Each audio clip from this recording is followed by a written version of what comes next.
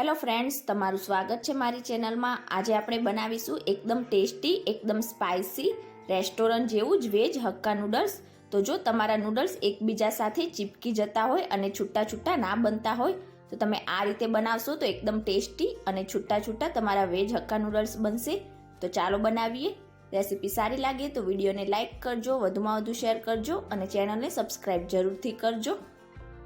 તો નૂડલ્સ બનાવવા માટે આપણે સૌથી પહેલાં તો નૂડલ્સને બાફીશું। તો તેના માટે મેં અહીંયા એક વાસણમાં પાણી લઈ લીધું છે। તો નૂડલ્સને બાફવા માટે તમારે ઓછા પાણીનો ઉપયોગ બિલકુલ પણ નથી કરવાનો। જો તમે બાફતી વખતે ઓછું પાણી લેશો તો તમારા નૂડલ્સ એકબીજા સાથે ચીપકવા લાગશે। તો અહીંયા મેં 2 લીટર જેટલું પાણી લઈ લીધું છે। તો હવે સૌથી પહેલાં તો આપણે પાણીને હલકું ગરમ થવા માટે રાખીશું। તો અહીંયા તમે જોઈ શકો છો આપણું પાણી હલકું ગરમ થઈ ગયું છે। તો હવે તેમાં અડધી ટીસ્પૂન જેટલું મીઠું ઉમેરી દઈશું, 1 ટીસ્પૂન જેટલું તેલ ઉમેરીશું। તો આ રીતે 1 ટીસ્પૂન જેટલું તેલ ઉમેરીશું એટલે આપણા નૂડલ્સ એકબીજા સાથે બિલકુલ પણ ચીપકશે નહીં। તો હવે આ રીતે ચમચાથી તેને એકદમ સારી રીતે મિક્સ કરી લઈશું અને ફરીથી તેમાં એક ઉભરો આવવા દઈશું। તો અહીંયા તમે જોઈ શકો છો આપણા પાણીમાં એક ઉભરો આવી ગયો છે। તો અહીંયા મેં 200 ગ્રામ વેજ હક્કા નૂડલ્સ લઈ લીધા છે। બજારમાં જે આ રીતના પેકેટમાં હક્કા નૂડલ્સ મળે છે તે જ હક્કા નૂડલ્સનો અહીંયા મેં યુઝ કર્યો છે। તો હવે આ જ રીતે આપણે બધા જ નૂડલ્સને રફલી તોડી દઈશું અને પાણીમાં ઉમેરીશું। તમે તોડ્યા વગર ઉમેરવા માંગતા હોય તો એ રીતે પણ ઉમેરી શકો છો। હવે ચમચાથી એકદમ સારી રીતે મિક્સ કરી લઈશું અને મિક્સ થઈ જાય એટલે હવે આપણે ગેસની આંચ મીડિયમ ટુ હાઈ સાઈડ રાખીશું અને આ જ રીતે કન્ટિન્યુઅસ ચલાવતા જઈને આપણા નૂડલ્સને 80% બાફી લઈશું। તો અહીંયા ફક્ત આપણે નૂડલ્સને 80% જ બાફવાની છે। તો અહીંયા લગભગ નૂડલ્સને બફાતા 5 મિનિટ જેવું થઈ ગયું છે। તો હવે આપણે નૂડલ્સને ચેક કરી લઈશું। તો અહીંયા તમે જોઈ શકો છો આપણે નૂડલ્સને આ રીતે તોડીએ એટલે થોડી સેકન્ડ પછી નૂડલ્સ તૂટે છે, એટલે કે 80% જેટલી આપણી નૂડલ્સ એકદમ સારી રીતે બફાઈ ગઈ છે। તો હવે તરત જ આપણે ગેસની આંચ ઓફ કરી દઈશું અને તરત જ આપણે આ પાણીને સ્ટ્રેનરથી અલગ કરી લઈશું। તો અહીંયા તમે જોઈ શકો છો મેં બધા જ પાણીને અલગ કરી લીધું છે। હવે ફરીથી તેમાં ઉપરથી થોડુંક ઠંડુ પાણી ઉમેરીશું અને તેને એકદમ હળવા હાથેથી મિક્સ કરીશું। તો આ રીતે આપણે ઉપરથી ઠંડુ પાણી ઉમેરીશું એટલે આપણા નૂડલ્સ એકબીજા સાથે બિલકુલ પણ ચીપકશે નહીં।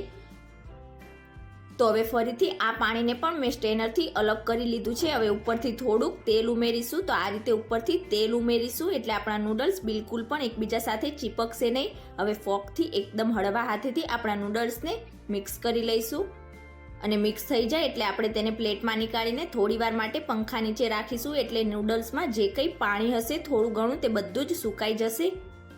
હવે નૂડલ્સ બનાવવા માટે આપણે ગેસ ઉપર એક પેન રાખીશું અને તેમાં 2 ટેબલ સ્પૂન જેટલું તેલ ઉમેરીશું। તો જ્યાં સુધી આપણું તેલ ગરમ થાય ત્યાં સુધી આપણે તેમાં નાખવાના વેજીટેબલ્સ જોઈ લઈશું। તો અહીંયા મેં ડુંગળી, ગાજર, કોબીજ અને કેપ્સિકમ લઈ લીધા છે અને બધા જ વેજીટેબલ્સને મેં આ રીતે લાંબી લાંબી સ્લાઇસમાં કટ કરી લીધા છે। તો અહીંયા મેં કોબીજ વધારે લીધી છે, તમે તમારી પસંદ પ્રમાણે વેજીટેબલ્સ વધારે કે ઓછા કરી શકો છો। સાથે જ અહીંયા મેં થોડુંક ઝીણું સમારેલું લસણ લઈ લીધું છે, 2 ઝીણા સમારેલા લીલા મરચાં લઈ લીધા છે। તો હવે આપણું તેલ એકદમ સારી રીતે ગરમ થઈ જાય એટલે સૌથી પહેલાં તો આપણે લસણ અને મરચાં ઉમેરીશું અને હવે બંને વસ્તુને આપણે એકદમ સારી રીતે મિક્સ કરીને હલકું સાતળી લઈશું। તો આ રીતે લસણ અને મરચાં હલકા સતળાઈ જાય એટલે આપણે જે કોબીજ લીધી હતી તેમાંથી થોડી કોબીજ આપણે તેલમાં ઉમેરીશું, બાકીના વેજીટેબલ્સ આપણે પાછળથી ઉમેરીશું અને કોબીજને પણ આપણે એકદમ સારી રીતે મિક્સ કરી લઈશું। તો આ રીતે આપણે પહેલાં થોડી કોબીજ ઉમેરીશું જેના લીધે તેમાં જે કંઈ સોસ અને મસાલા એડ કરીશું તે એકદમ સારી રીતે મિક્સ થઈ જશે અને ત્યારબાદ આપણે જે વેજ હક્કા નૂડલ્સ ઉમેરીશું તેમાં પણ આપણા મસાલાનું કોટિંગ એકદમ સરસ એવું થઈ જશે।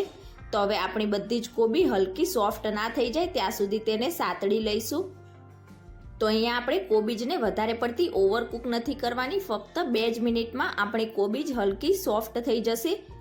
તો અહીંયા તમે જોઈ શકો છો આ રીતે આપણી કોબીજ હલકી સોફ્ટ થઈ ગઈ છે। તો હવે તેમાં સૌથી પહેલાં તો સોસ ઉમેરીશું। તો 2 ટીસ્પૂન જેટલું રેડ ચીલી સોસ ઉમેરીશું અહીંયા જો રેડ ચીલી સોસ તમારા ઘરમાં ના હોય તો તેની જગ્યાએ તમે લાલ મરચું પાવડરનો ઉપયોગ વધારે કરી શકો છો. 2 ટીસ્પૂન જેટલો સોયા સોસ ઉમેરીશું અને હવે તેમાં 2 ચમચી જેટલો ટોમેટો સોસ ઉમેરી દઈશું. અહીંયા તમે ગ્રીન ચીલી સોસ ઉમેરવા માંગતા હોય તો ગ્રીન ચીલી સોસ પણ 2 ટીસ્પૂન જેટલો ઉમેરી શકો છો. તો હવે સૌથી પહેલાં તો આપણે બધા જ સોસને એકદમ સારી રીતે મિક્સ કરી લઈશું. તો આપણે શરૂઆતમાં જે કોબીજને હલકી સોફ્ટ કરીને ઉમેરેલી તેના લીધે આપણે જે કંઈ સોસ અને મસાલા ઉમેરીશું તેનું કોટિંગ એકદમ સરસ એવું થઈ જશે. તો હવે લગભગ 1 થી 2 મિનિટ માટે આપણે સોસને પણ કોબીજ સાથે સાતળી લઈશું. તો સોસ સારી રીતે સતળાઈ જાય એટલે આપણા નૂડલ્સને વધારે સ્પાઇસી બનાવવા માટે તેમાં 1 ટીસ્પૂન જેટલું લાલ મરચું પાવડર ઉમેરીશું. સાથે જ 1 ટીસ્પૂન જેટલું ધાણા પાવડર ઉમેરીશું. અડધી ટીસ્પૂન જેટલો કાળા મરીનો પાવડર ઉમેરીશું. તો તેનાથી બહુ સારો એવો ટેસ્ટ આવશે, તો બિલકુલ પણ સ્કીપ ના કરતા. સાથે જ 1/4 ટીસ્પૂન જેટલું હળદર પાવડર ઉમેરીશું. અને હવે બધા જ મસાલાને પણ આપણે એકદમ સારી રીતે મિક્સ કરી લઈશું અને તેને પણ આપણે કોબીજ અને સોસ સાથે હલકા 1 થી 2 મિનિટ જેવું સાતળી લઈશું. તો અહીંયા તમે જોઈ શકો છો આપણા બધા જ મસાલા અને સોસનું એકદમ સારું એવું કોટિંગ કોબીજ સાથે થઈ ગયું છે. તો હવે આપણે જે કંઈ વેજીટેબલ્સને કટ કરીને રાખેલા તે ઉમેરીશું. તો શરૂઆતમાં આપણે તેમાં ડુંગળી અને ગાજર ઉમેરી દઈશું. તો કેપ્સિકમને કૂક થવામાં વધારે સમય નથી લાગતો એટલે આપણે કેપ્સિકમ અને કોબીજને લાસ્ટમાં ઉમેરીશું. તો એ સૌથી પહેલાં તો ડુંગળી અને ગાજરને એકદમ સારી રીતે મિક્સ કરી લઈશું અને હવે બંને વસ્તુને હલકી સોફ્ટ થાય ત્યાં સુધી સાતળી લઈશું. તો અહીંયા આપણે વધારે પડતા સોફ્ટ નથી કરવાના, હલકા સોફ્ટ થઈ જાય ત્યાં સુધી સાતળીશું. તો અહીંયા તમે જોઈ શકો છો આપણી ડુંગળી અને ગાજર હલકું સોફ્ટ થઈ ગયું છે. તો હવે તેમાં કેપ્સિકમ અને કોબીજ પણ ઉમેરી દઈશું અને ઉપરથી અડધી ટીસ્પૂન જેટલું મીઠું ઉમેરીશું. તો મીઠું તમારે ધ્યાનથી એડ કરવાનું. આપણે નૂડલ્સને બાફતી વખતે પણ ઉમેરેલું અને સોસમાં પણ થોડુંક મીઠું હોય છે. તો હવે કેપ્સિકમ અને કોબીજને પણ આપણે એકદમ સારી રીતે મિક્સ કરી લઈશું અને તેને પણ હલકું સોફ્ટ થાય ત્યાં સુધી સાતળી લઈશું. તો કેપ્સિકમ અને કોબીજને સોફ્ટ થવામાં વધારે સમય નહીં લાગે. 1 થી 2 જ મિનિટમાં આપણા કોબીજ અને કેપ્સિકમ હલકા સોફ્ટ થઈ જશે, તમે જોઈ શકો છો.